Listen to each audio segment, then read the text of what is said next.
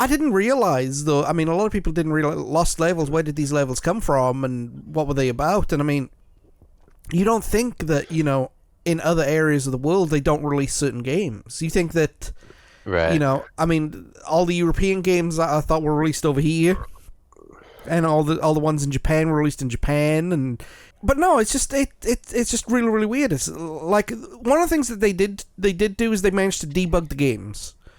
Because there was a lot of bugs in the original 3 games, and they managed to debug it. The only one they didn't debug was the Lost Levels, was because of how difficult the game was. They didn't know if it was a bug or a feature. So early Bethesda in the original Mario's, and they did some stuff like increasing the number of lives from 3 to 5 and allowing a save feature, and just stuff that the Super Nintendo cartridge could handle a lot better.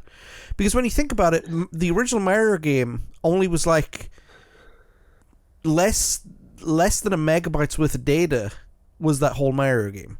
That's just that's bewildering. But which is also at the time they were probably bragging about how big it was. Oh yeah, like because that's what that's what we do, right? It's Mario 3 especially. That's what she said. Yeah, exactly. No, but Mario 3 was huge compared to Mario 1. Yeah. Oh well, certainly. And just looking at the remastered or reissued version of Mario 1, yeah, I mean it's the same, but it's also completely juiced up and better. Yeah.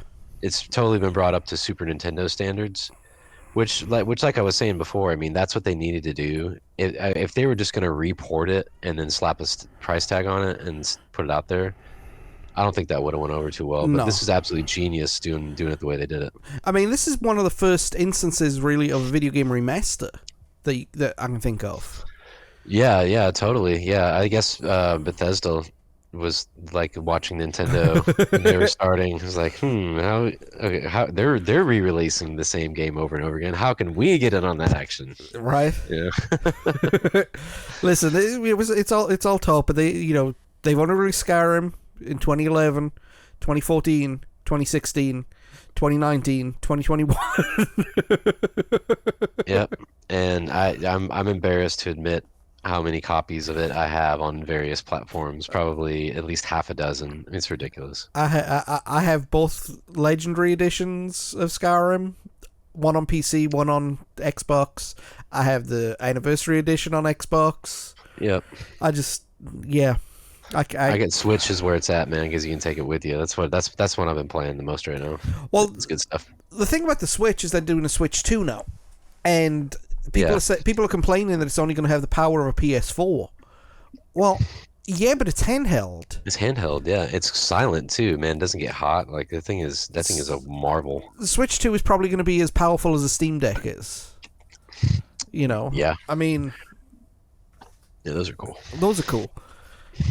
I've yet to use one, but I love the idea of it. Yeah, I've seen I've seen like a demo of it. It looks really cool and powerful. But yeah, I mean the Switch is awesome. So